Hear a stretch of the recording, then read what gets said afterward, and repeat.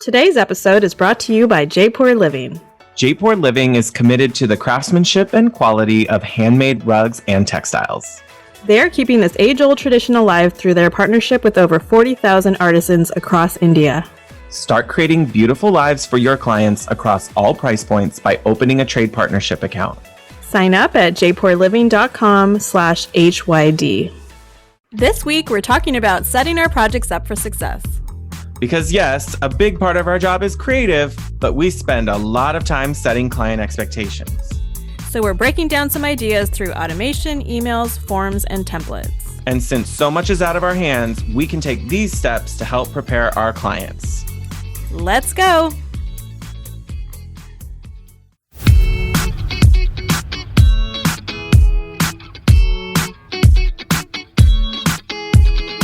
Hi, I'm Rebecca of Studio Plum. And I'm Shaun of Renstead Interiors. We're interior designers Turned internet friends. turned real life friends. Welcome to the Hot Young Designers Club podcast. We're not that hot. Or that young. Every week, we'll be spilling the tea on how a new generation of interior designers can run their businesses. Welcome to the club. Hey, Shaun. What's up, Rebecca? I don't know. Oh, you're going to do a little operatic for us? I will not. Yeah. My pitch is up. Yeah, it's the dead of summer, basically. It's that long no man's land before Cecily goes back to school. Mm-hmm. But like after you've been able to do some of like the fun summer stuff and you're like, well, is something else fun going to happen in here or nothing at all? And realizing that's all up to me. So, like nothing if you want there to be fun, you have to do it. I have to make the fun. Yep. Okay. Mom life, but also not also regular like non-parent life that you still if you want something cool to happen and no one's jumping in, you're gonna have to do it. Yeah. Make the fun. I'm still holding out that we're gonna have an LA trip because I've done the Sacramento trips. I know it's not off the table, so it's TBD. Okay. I have, what is it? Yeah, we're talking about like 2 weeks. Yeah. Coming in hot. Yeah. Okay. Stay tuned. Let's talk about fizzles and sizzles. Speaking of hot summers. Hot. Oh wait, what was that song? It's a cool summer. Cruel summer? What? Cruel summer? Oh, Bananarama? Yeah, that makes more sense. Is that them? Yeah. Is that Bananarama saying Cruel Summer? Oh, you're probably thinking of some sort of remake, like Ace of Base or some shit.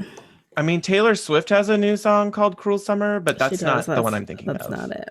Yeah, I'm pretty sure I'm thinking Bananarama. Okay, we'll link a little video to that in the YouTube.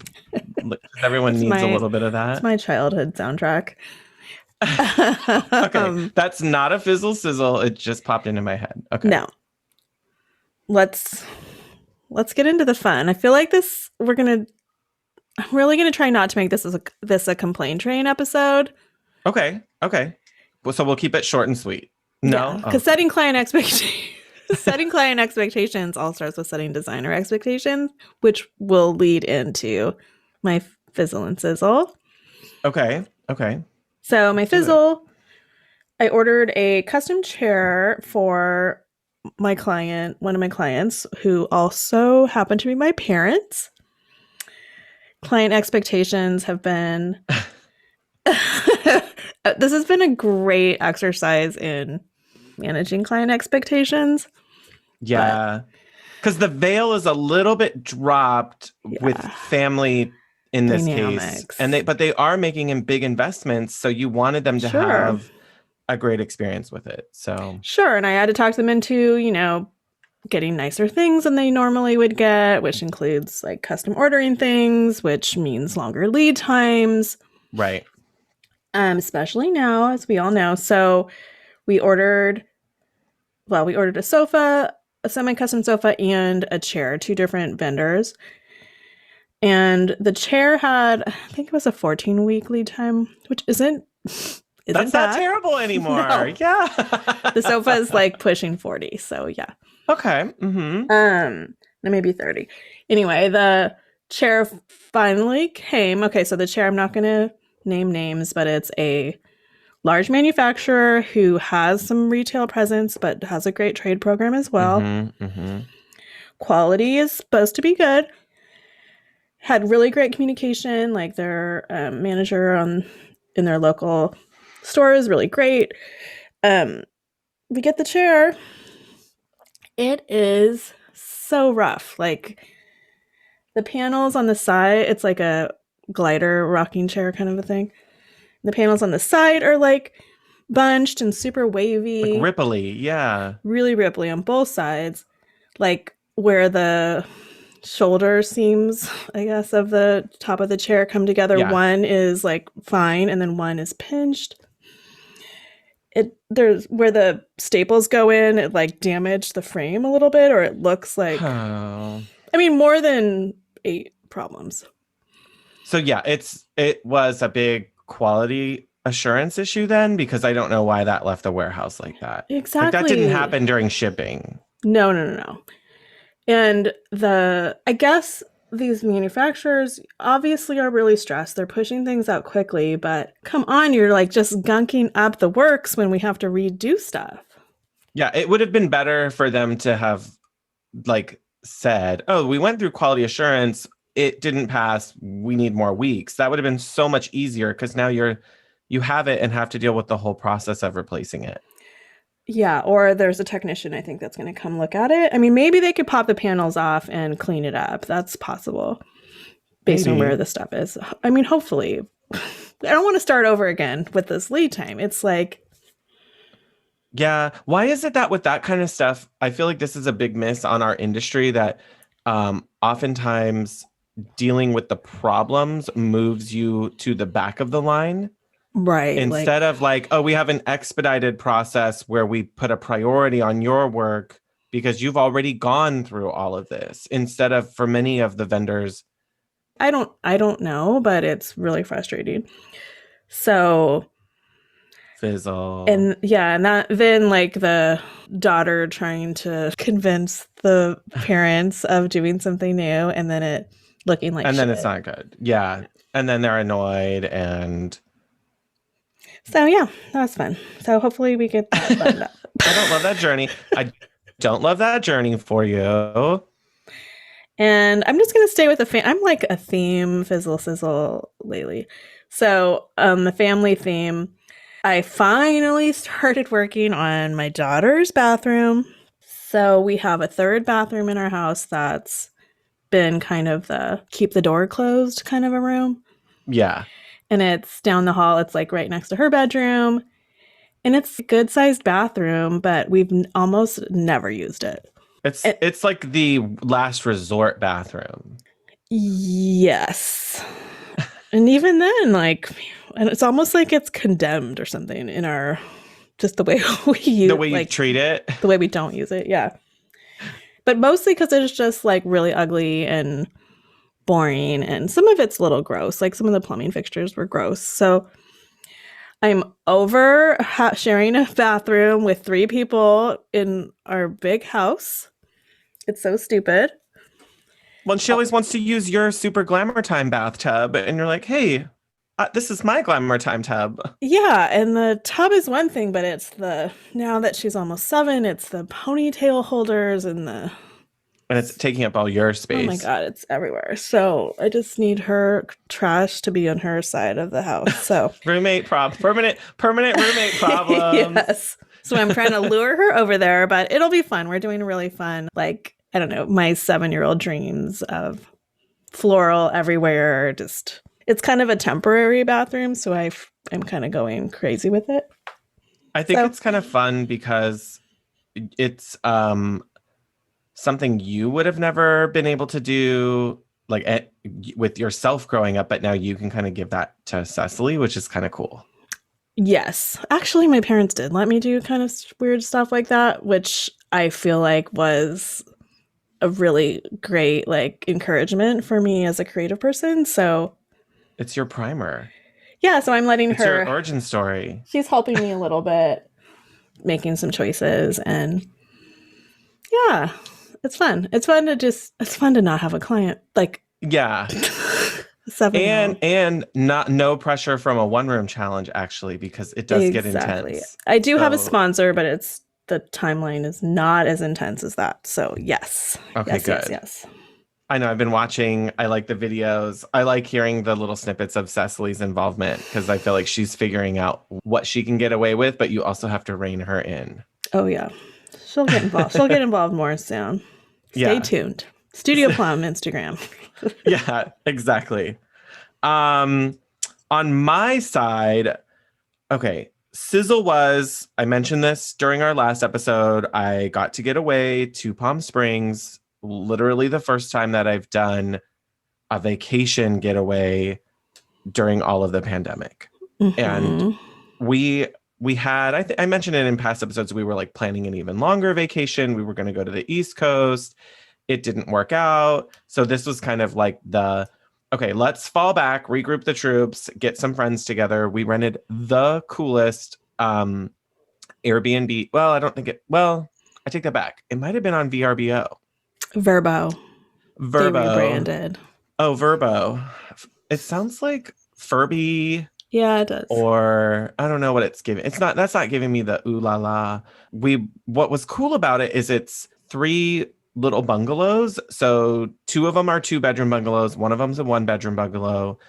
We had you can have up to 10 people, which is really like a cool size for having a like friends group sort of fun weekend, but everybody has their own spaces Yeah, to and you're retreat not to. sharing a kitchen and a bathroom. Yeah. Yeah, 3 kitchens. There were one, two, no, 1, 2, 3, 4. Yeah, 5 bathrooms, which is like plenty for 10 people.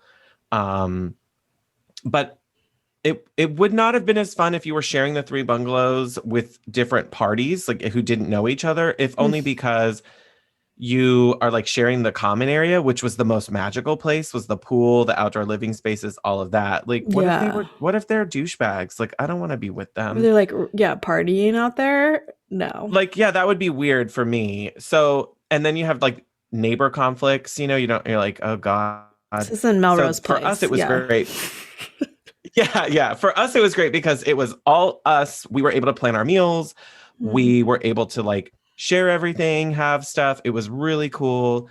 I I did take my laptop. I did not open it once. And I Oh, really good. was like, I really thought like, oh yeah, I needed to get there's some stuff I should get done before the new week. And the vacation atmosphere took over and totally made me not do it. So that was really unexpected and very nice. And now it has me wanting to plan like I need to do more of this more often. It reminded me of the importance of having more of those resets. Mm-hmm. So more of those. There's some in the works. They're just not anything we're ready to like lock down and talk about yet. But that was a fun one. That sounds fun. And that place, yeah, that place looked really cool. So there's not like a main house. They're all just the little casitas. Yeah, they're all there. It's like an L-shaped house, and they're all separate bungalows, Oh, but they're all connected to each other. So it maybe was one large house, okay. Like like a big ranch or originally, something. and then someone remodeled it to be 3 separate bungalows, but they don't have connecting walls, like, or I should say, they have shared walls, but there's no doors between them, so you can't Mm-hmm. like open them all up, which is Yep. actually great. Like Yeah. No, everybody I had love that. privacy, little kitchens. It was perfect. So, and Palm Springs actually, like, if you're in the pool all day, like we were, I mean, you don't It's so really nice need at to be night inside. too. Yeah. Like it's Just like, floating in the pool. yeah. And it was just nice to be out. Even when it was like 107 one day, you're in the water, you got a big hat on. Who cares? Like, literally don't leave. Cocktail in hand. Yeah. Yep. Don't even care. So that was perfect. And then the downside is this morning I got a text from a friend who I was planning on seeing tonight for dinner. And I think this is the bigger fizzle of all of this is the damn Delta variant. and all the potential exposures that people are having and people having to isolate. And so my friend has to isolate Your friend wasn't on the because trip, no, was she he? wasn't on the Oh, trip. It she. was someone else. Okay. And I was going to see her for dinner. And a coworker of her husband's came into town for a work trip. And he carpooled with a couple of the coworkers. He turns out had a had a COVID exposure and then ended up testing positive through before it happened even before he left on his trip. So then he was in the airport, on planes, Oh God. in cars, sharing a car with these coworkers.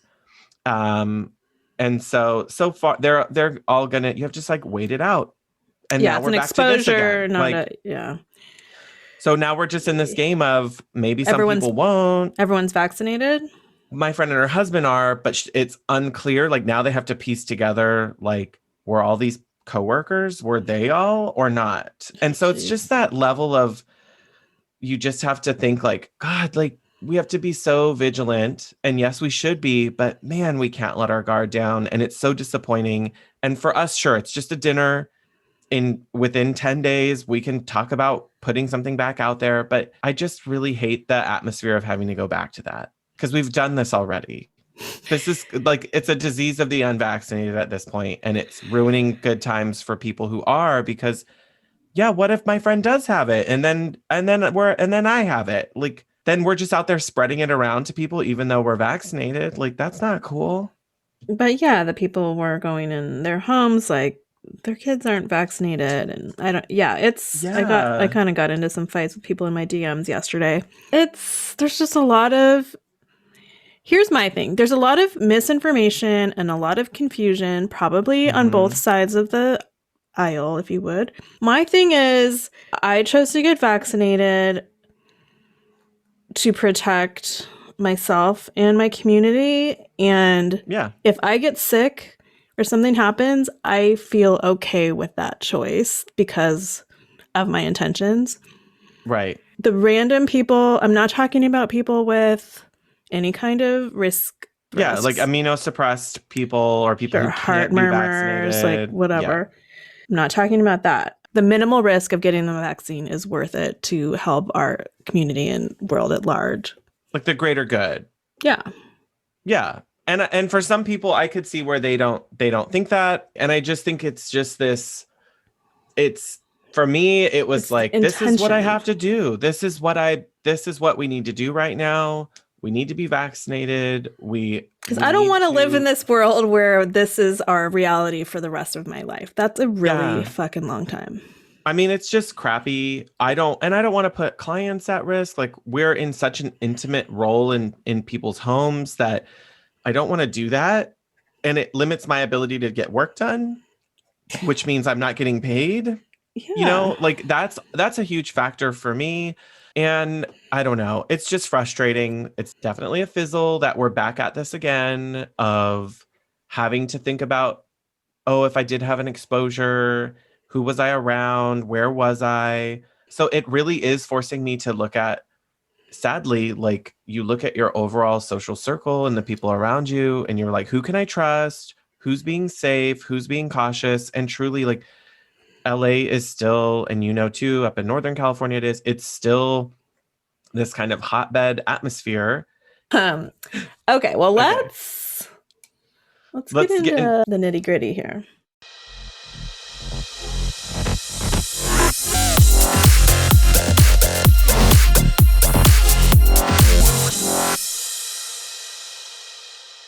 Okay. The main idea was we're having to really set clear client expectations. I feel like one, it's super important because it shows the client that they can have confidence in our process. So it makes them a little bit more agreeable, or it tends to make them feel a little bit more taken care of. Like we've Yeah. anticipated things that's already planned for. And the more organized we look, the easier it is to kind of stay on board and not start questioning or getting paranoid during the design process. Yeah, so that would be more of the like formal pieces that we're going to discuss.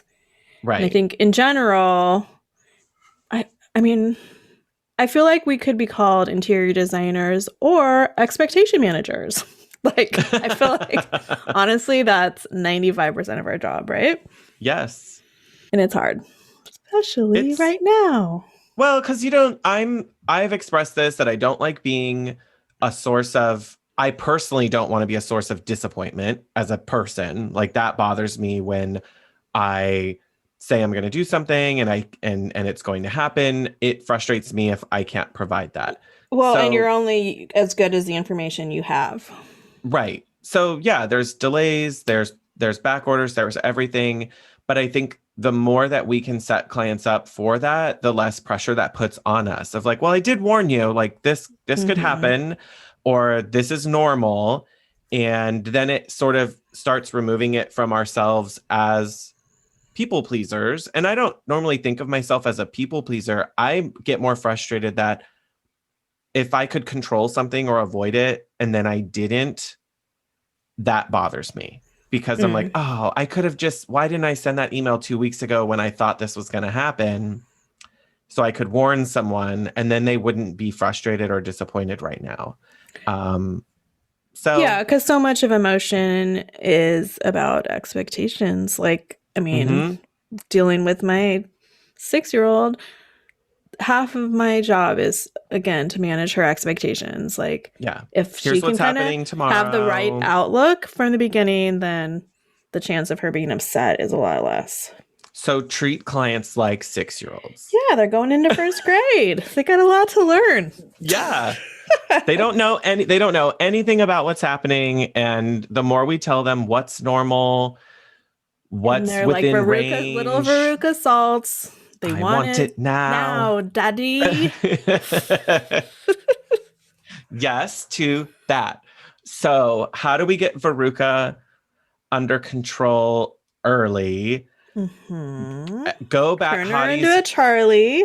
Yeah, hotties, you got to go back first to our process party series. Several episodes that stand out are really helpful in the setting expectations for potential clients, like before they're even signed a contract. Was episode 8, process party part 1, client intake.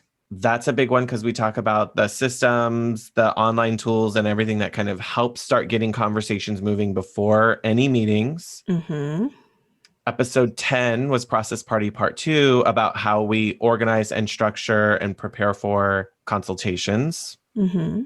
So that's also really helpful because we have some guides and things that go out to clients before And we've the even met consultation them. process itself should be setting a lot of expectations, like what you should be considering for a kitchen budget at a very high level.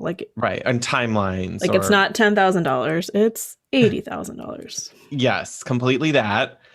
And then episode 18 was Process Party Part 3, where we talk about proposals. And that really gets into exact project expectations because we're setting timelines, estimates, price levels, hours, all of that stuff, I think gives clients a really clear picture of what's going to happen. With a contract attached to it. Right. Yeah. Yeah. And then they can sign the contract and get on board. And another good reference back was once they're onboarded, we just did episode 54, Process Party Part 8, around budget expectations. Yeah. And we'll touch on that a little bit, but yeah, that goes really deep into how we get clients to understand what things are going to cost and just streamline the process. Totally. I think if anything from this, we should be understanding that this is a constant and ongoing effort. And I think we realized as we were planning for this episode that a lot of it is also not 100% plannable. Like you can't automate all these steps. You really have to be paying attention to your process and when things need to be said or emailed or done. So that way clients recognize that it's not just this formulaic approach, it's customized to them and we can ease that workload a little bit for ourselves. Yeah, if the automate, like as far as automation goes, we could have, I don't have this, but you could have an automated reminder that pings you Mm-hmm. to have a conversation. So it doesn't go directly to the client, but it gives you some information and tools to remember, like, hey, this is a good time to sit them down and talk them through this again, like talk about freight and receiving or whatever. Right. With Just the to bring current it back up. information. Yeah, and using current information because it's changing all the time. It's a moving target. So I think this is like okay, there's some stuff you can do to really set the stage right, relieve some of that pressure, anxiety, get clients onboarded properly. Mm-hmm. And then these are some steps from this episode that can help you get through the whole long remainder of the design process. Where should we start? Well, I think like in general, I think we should talk about just in general how you're handling conversations around COVID related issues, supply chain, stuff like that. Because we're living in a very specific time. And that's what's impacting a lot of frustration on our part, on clients' part, everybody. It's honestly, it's the whole world, if we're being real. So, yeah.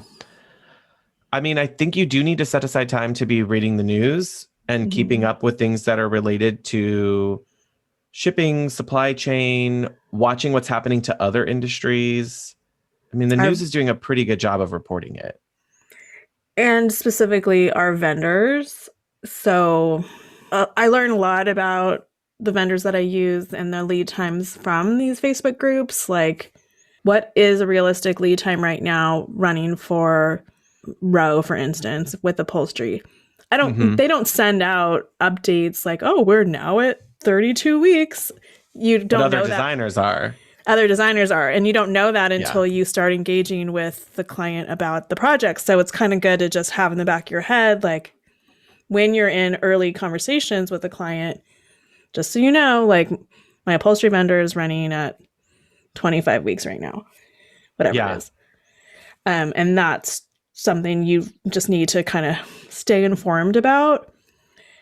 And it's literally changing daily. So it is very hard.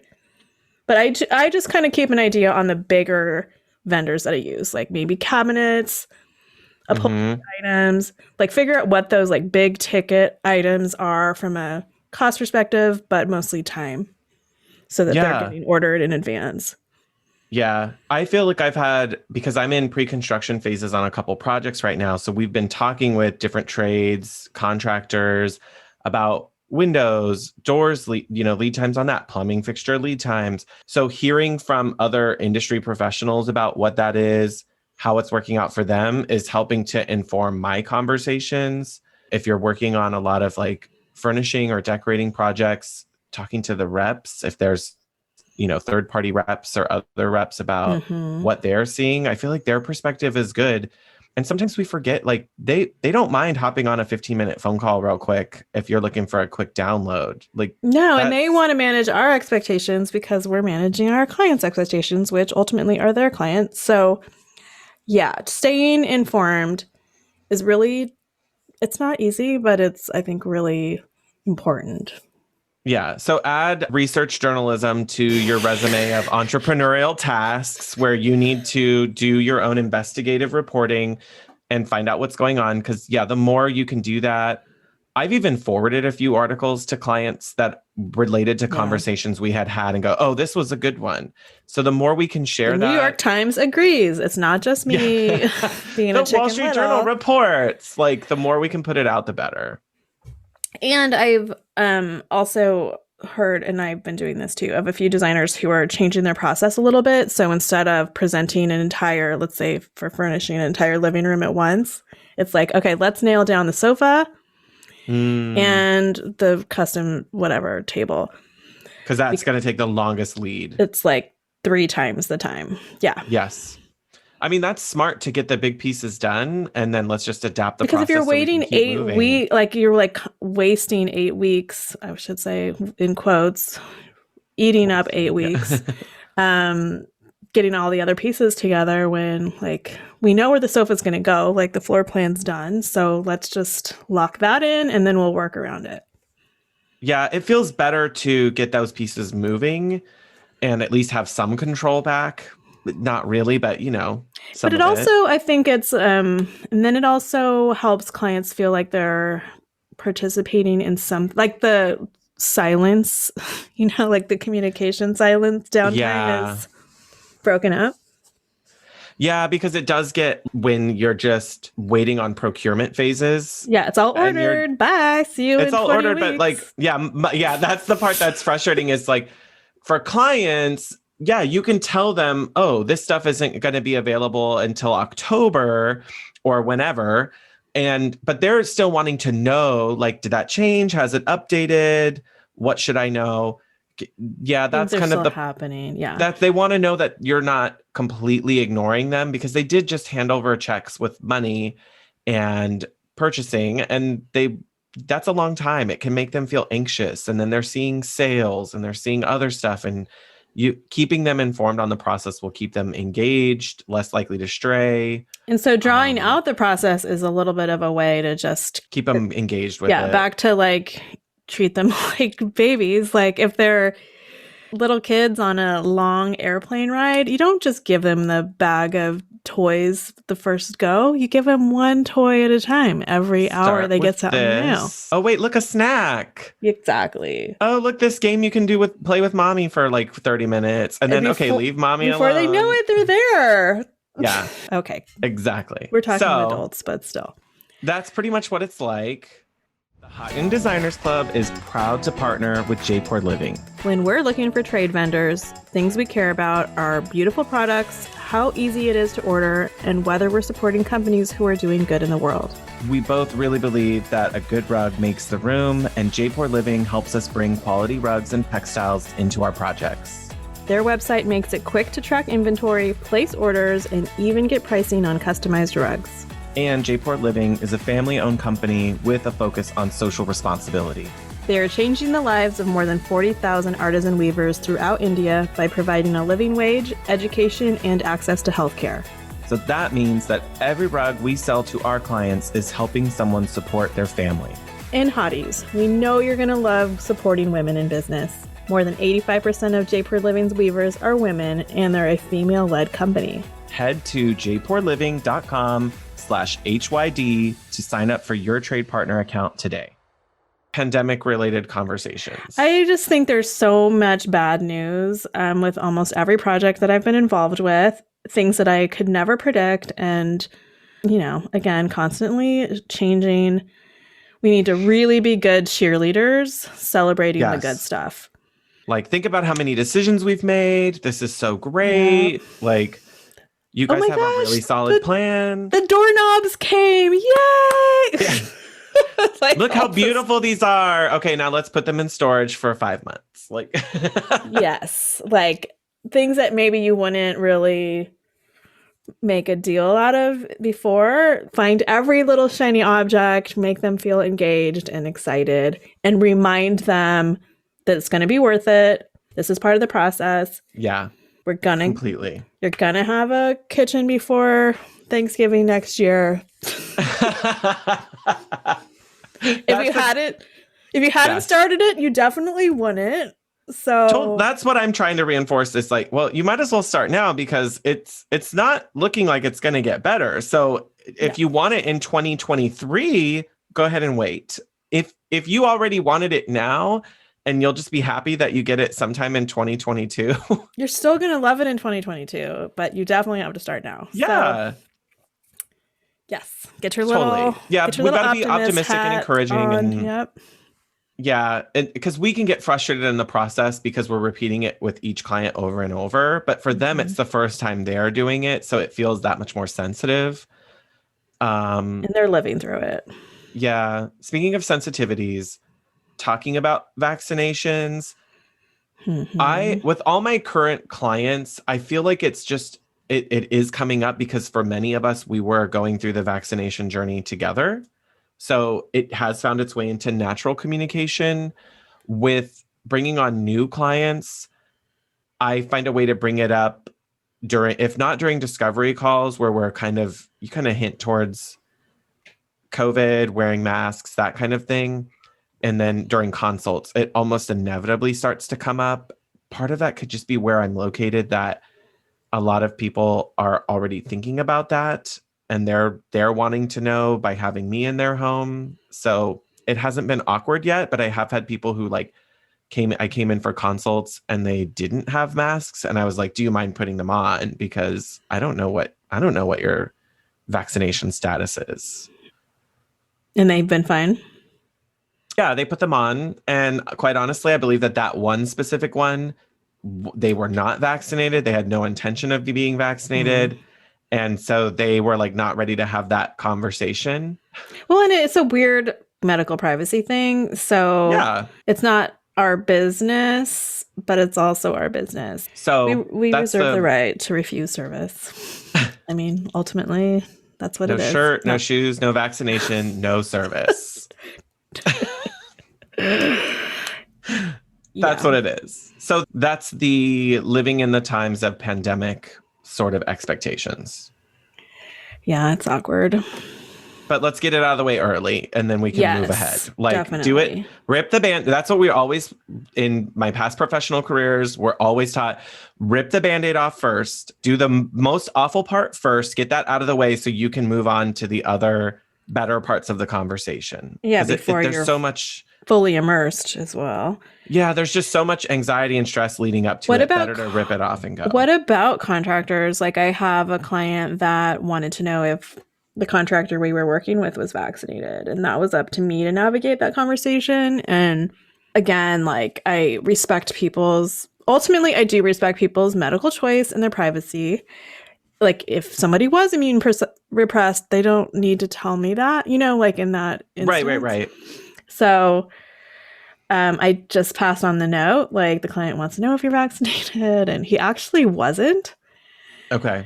But then he's like, I just need a hand. But he was like, I just have to get it done. Like, he was planning on it. He actually did go do it. So in a way, it kind of adds a little bit of social peer pressure to the situation of, hey, if you're not, you just got to tell us. I don't mind having that conversation with contractors that I haven't met before. The ones that I do know already, we've already been kind of communicating back and forth through this whole past year. So I already know. But for anyone new, I like that idea of going, hey, like, client just needs to be made aware, just know that that means likely everyone's going to need to wear a mask when they're in the home. And it just puts a little bit more of some sensitivity around those things, which I feel like is okay to be talking about right now. Especially, yeah, in this case, the client had some medical stuff that they were concerned about. So it was important to them. Yes, absolutely. So yeah, thanks COVID for making everything extra awkward. Awesome. Should we do some of the like more business steps? Yeah. Okay. This is more around like documents or whatever you can automate, right? Automate that shit. Yes. Especially if you have the same conversations more than one or two times. And especially for those of us with boundary issues, we've talked about this. We talked about it in the boundary episode, that I use these documents to kind of kick off the conversation, and I don't know, it helps me make sure that I have it. Oh my gosh, that was like episode 14. That was so long ago. So that baby hotties. Yeah, so it helps just establish some conversations in the beginning. Right. For instance, I do a style questionnaire once a client is onboarded. And sure, like most designers, I would think, do style questionnaires, asking about functionality and needs and things like that. But one of the questions that I added that's been really helpful is about social media tagging. I do say I'm sharing things behind the scenes, but while keeping your privacy in mind. But do you want to be tagged? And so then they can give me their handle too. Because some people, they get a kick out of saying that they're working with a designer, and some people obviously do not. So right. Or they just sets their expectations around what I'm privacy. Doing. Yeah, and then they don't feel weird when they see me posting stuff that I'm gonna like somehow reveal their identities. So that's like an expectation between both of us that I think is, if you're a social media person, smart to do in the beginning. Yeah, I mean, I do like the design questionnaires. Also, mine are in, I think yours are in there too. Yours are in Dubsado too, right? Yeah. Yes.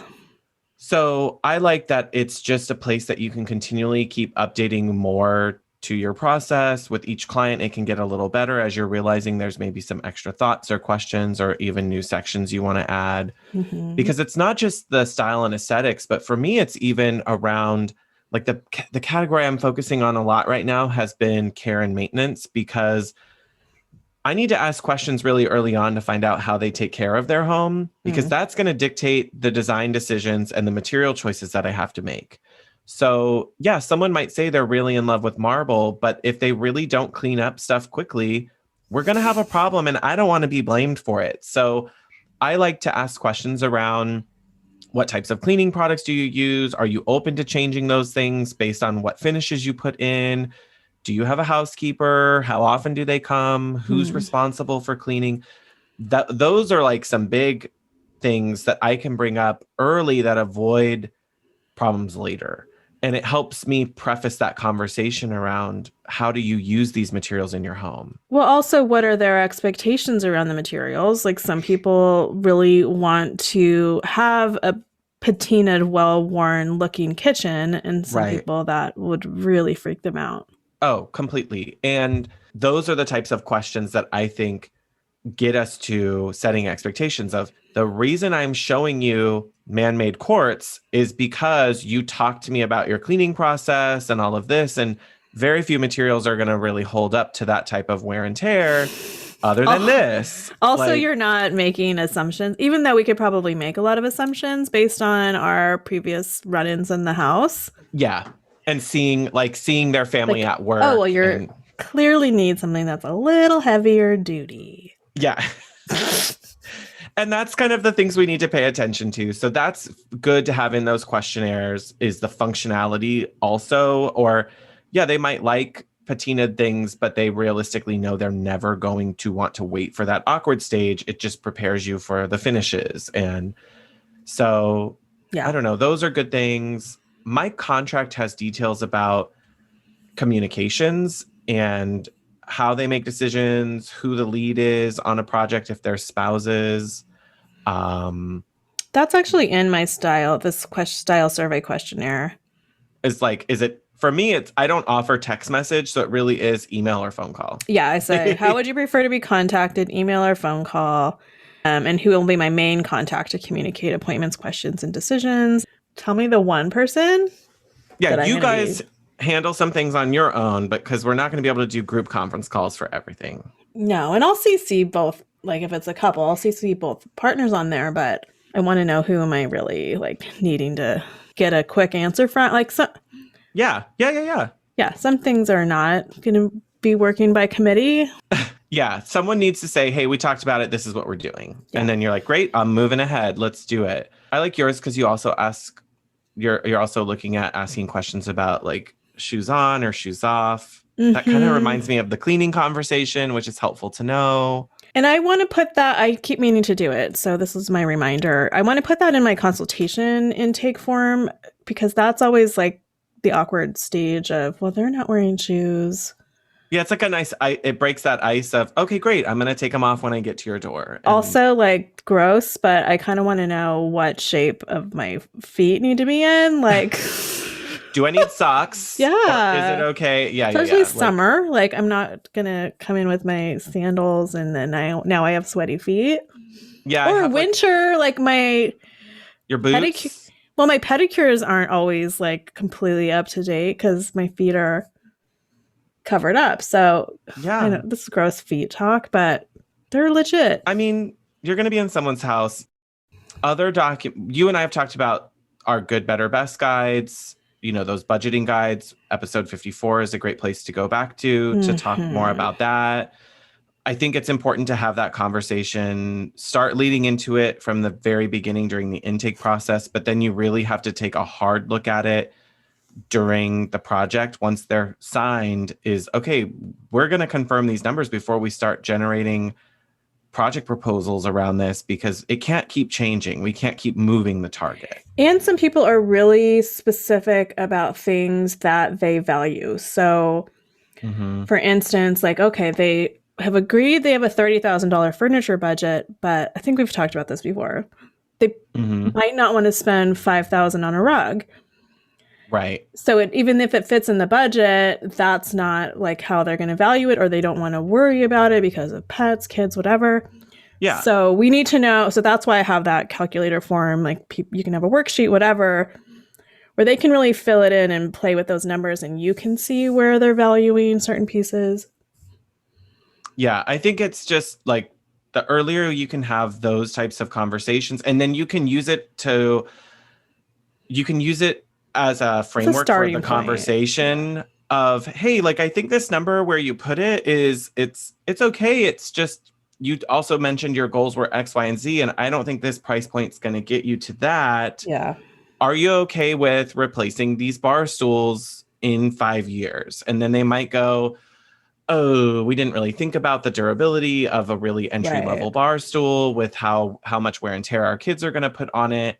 Yeah, maybe we should go up a little bit more. Okay, yeah, I think that's good. Like, let's refine that conversation around it. Yeah, or when you do blow their budget, you can acknowledge that you did. Like, yes, hey, I know we only had like 500 in this column, but I found these for 750. Like, let's consider it. And then it's only like, and then it's an incremental change and not from zero. Oh yeah, then you're just like fully blowing everything. It's only $200. Yeah, I mean, it's just time and money. So I feel like those are good. Get documentation out there to help have those moments. Also to make for them, it really respectful. Yeah, and one of the big things for me too is for the couple or families to have those conversations together before I get there. Yeah, get all that family therapy stuff out. Yeah, give them homework to like they can hash some of this stuff out before I'm involved. Yeah, I think that's a smart way to do it. And I mean, yeah, we don't want to spend all of our time as couples therapy or family therapy. No, but we do it. It's the drama's there. We were noticing as we were planning for this episode that I have a lot of stuff that's really around construction. Mm-hmm. And my process around construction has changed a lot over the years, because as I do each project, you realize there's one more thing that you would want to have go smoother or disclose or talk about or share, just because it gives you something helpful to refer back to, because it's always stressful. Every remodeling or construction project is stressful. For sure. All of mine are in Dubsado now. And one of them that's been the most helpful of late has been I call it working with general contractors. And it's actually set up as, it's a sub agreement. That's like a proposal document sort of, but they need to acknowledge everything and sign it. And there's a couple portions where they initial, and mainly it's because I want to make sure that clients understand that they are the one who is contracted with the contractor, not me. So even if I bring in a referred contractor, anything could happen. They're not my contractor. They're signing a contract with the client. Right. So they're going to have responsibilities. They need to conduct reference checks. They need to know about the California State Contractors Board and go in and type in the license number. And I kind of use it as a way to empower the client that, hey, this is not my contractor anymore. They're going to be yours, and you can pick whoever you want. I don't receive compensation from the contractor. So you have the onus is on you to also make sure you did your due diligence during the process. You're just doing a little matchmaker. Yeah, but you still have to go on all the dates with them. Yes. So, but I tell them the things I look for, like knowing who the owner is, who's going to be on the job site, what size company it is. I give them some questions that can help with checking references, because anybody is going to give you their best clients to be references. But there's always some more questions that you can ask about. If there was one thing you would change about the project, what would it be? Tell me about how the project budget was impacted. Those types of questions can get a reference to open up a little bit without them, being derogatory or worried about sounding mean. But all of those things are important for clients to know, like, this is your job too. Yeah. You're going to be responsible for getting a copy of the contractor's insurance certificate. And that's a really helpful document because at this point, when we're getting ready to start collecting bids or having trades walk through, I want to reinforce to clients that they're not my employee. They're going to be your employee now. They're going to be working for you. So you should do these things to set yourself up. And it helps inform them of kind of how it's going to work. Yeah. Yeah, I like that empowerment. The client has a lot of they have a lot of rights, and I don't want that pressure coming back later. Well, like, this is the guy you brought up. It's like, well, you checked your references. What came up during that? Like, just because I've worked with them before and it was great doesn't mean every project will be great. Well, Can't yeah. plan for everything. No, definitely not. Definitely not. Speaking of projects getting off the rails, I do have a revised project timeline form that I send to clients when we start to really deviate from my initial estimates or plans, and it just kind of bumps the timeline forward from their original proposal, and they just acknowledge it. What kind of like milestones are you putting in that? In that form, it is showing them what the original, like, we thought we would be through. It depends on like what phase we're at in the project where it starts to move off the rails. So let's just say, like, usually for me, it comes in after we've done final design presentation and say we're waiting on city approvals. If I only estimated 4 weeks, but we're already at 6 weeks, I'm probably going to go in and update that timeline and show how everything else following that is now going to be pushed back, because I can't start collecting bids. I can't start, I'm not going to start procurement if you're not even signed on with a contractor. Like, right. I don't want to start ordering goods and then you find out your bids are coming in, 30 grand higher, and we have to cut material budgets. So those are types of things that I want to have laid out. And lately, the biggest holdup for me has been not on my design side. It's either on procurement or city approvals or just contractor availability. Like, oh, we thought a contractor would be available around this date. Turns out now, because city approval moved, we're now looking at construction starting, 3 months down the road. So it's more of an acknowledgement that they got this. So that way, it says in my contract that any major changes to those will be put in writing. This is my way of putting it in writing where it's more formalized and not just in an email that they're like, oh, I never read through that. And you're like, oh, well, it was kind of important. Like, right. I told you 6 weeks ago that we couldn't start having contractors come through. So it's helpful. Yeah, and you never know how people are interpreting things or remembering things. So yeah.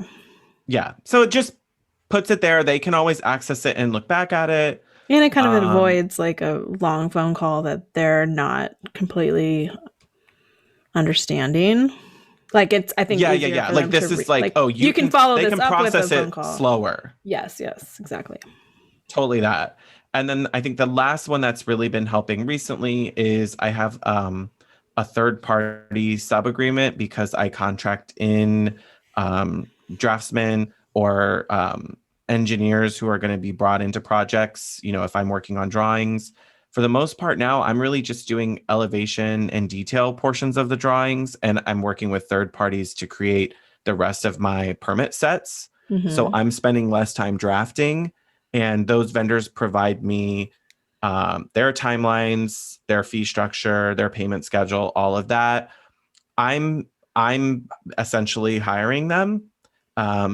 So I have a sub agreement that goes in with the details of that agreement, and that basically the client is agreeing, yes, we're bringing in this party, we're responsible for paying you, paying rents and interiors for it, and we recognize that that is separate from our design contract with you. So essentially it gives the client the right to those, whatever work process is created as part of that. I don't need to keep owning it, but I want them to know that, yeah, you're going to have to pay for that service. It's another party who's actually doing it. It's not me. Yeah, They have their own timelines. And you can't predict how much it's going to cost until you actually know what they're doing. And yeah. Yeah. And usually they give me like, here's a predictable range, here's our predictable time frame, this is what we expect. And for me, it's helpful that I can just refer to clients of, hey, this is not happening in-house. I don't control this whole process. I can influence it. Here's what it looks like. And they know they're, on board for it. So that way they can't say, oh, we'll just switch to a different party. It's like, hold on, we're contracted with this party now. It's too late. Well, especially right now when everyone is so backlogged. Mm-hmm. Yeah. So those are helpful construction phase documents that have helped me. And it's so fast for me now because they're templates in my Dubsado. I just go in and change a few dates or change the parties because they're all highlighted with what I need to adapt for that specific client. Mm-hmm. Send it off. It's done. And then it lets me get back to my part of the process. Yeah, no, that's cool. Yeah. Dubsado, not sponsored. I wish they would. Yeah. Other thing, I think I'm still wading into emails, like templated emails. I wish I was better. My inbox isn't so crazy that I can't, but I have started to notice that some of mine are duplicating and I can copy and paste some portions. Yeah, and I think email templates are helpful when it's a lot of information that you're like, I finally created one for my new project kickoff of like it's kind of an expectations email. Like it's things that we've already talked about, but it's just some redundant things in another email in written form. Yeah.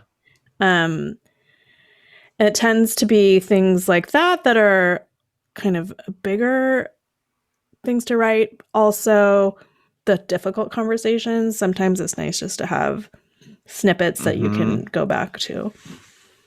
Yeah, especially because you don't want to spend forever reinventing these emails over and over again because email communications are billable time. Like, yeah, and I always go back to the emotional labor of it when it's something you don't want to do, like if it's an eat the frog and it's something that's weighing on you and I gotta write this client back about a disappointing update, whatever it is. If you take one more thing out of it that makes it, one more difficulty removed, then it's a little easier to just do it. Absolutely. It becomes more robotic. Like you can get the robot on it. And then it's done. It's no feelings. It's done. You don't have to find the right words. Yeah. Oh gosh, yeah. I do use both in Dubsado and in my Gmail suite. I do schedule send emails all the time. Something that's helpful for me has been my weekly check-ins and follow-ups with clients is I either delay them to send so people aren't expecting immediate responses from me because then you get into that game of oh look, he's online right now, let me reply back really quick, and then you're like okay, no, like that's not what I'm doing right now. We're not going to play email tag. But I will pre-schedule them, and it does help with the Sunday scaries to go in and already have stuff that's scheduled to go out Monday morning first thing. So that way clients are getting that hit again of, oh, this is what's in store for this week, or something's coming up. What's next? Those are helpful. Yeah, I also do it with vendors. Those automated just checking in. But I do it in I know what their time zone is. I'm going to make sure this lands in their inbox when they're going to see it versus like you don't want them to come in Monday morning and get buried in their 50 million weekend emails. That. I want it to pop into their inbox at 10 a.m. their time. And then it's hopefully they're sitting there looking at it and they go, oh, what's that? And let me check it. It totally works. Yeah, because they're live real time getting into the information. So you need to activate settings. At least for mine, I had to activate settings in Gmail for templates. So we can link some steps to that in the show notes if you're not familiar with how to do that in your Gmail suite. But scheduling sends is already there. That's a big help. I use Airmail, and it has a way to do a schedule email. So yeah, send later, I think it's called. Yeah. And Dubsado already has that in their emails as well. So that's kind of nice that you can put together some of those like contracts, formal notifications, follow-ups. So, I mean, I think it's about setting boundaries with your personal time and trying to get a response out of people. Totally. I mean, this is the big stuff. It's not everything. This is not a process party, so we can't get through to every possible email or plan or things that are included. It's not, we can't do it all at once. You're setting the listeners' expectations? Yeah, y'all, you got to get ready. Well, yeah, I think, again, it's a huge part of our job. So hopefully these little tips and tricks were helpful or inspire you in another area. We'd love to hear some if you have new ones. Yeah, send us your methods of setting client expectations, whether it's documents or templates or however you do it. Give us those hacks. So until next time, stay hot, designers.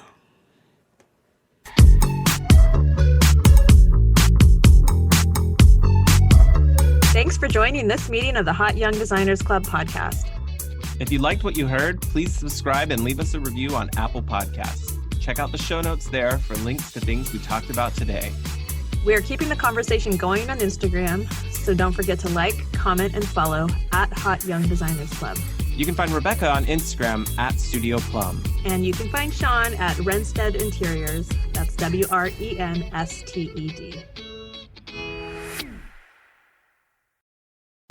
Do you need to answer that? Cecily's. Okay. Mom. Hello? Hi, Mom. Hi, darling. When are you going to come and pick me up? What are you asking? Are you just managing your expectations? Yeah. Let's say 1 hour. Okay. And maybe we'll go get some lunch? Yeah, like McDonald's? No, maybe not McDonald's. Let's try something else. Lumberjack? Lumberjack? Oh my gosh, girl, we need to work on your taste. Okay, I'll call you when I'm leaving, okay? Okay, bye. Nothing to do, dog. Okay, weirdo. Bye. She just called me Jack and the Beanstalk? See ya, golden goose. Wow. Hey, Jack and the Beanstalk? Yeah. I don't understand that.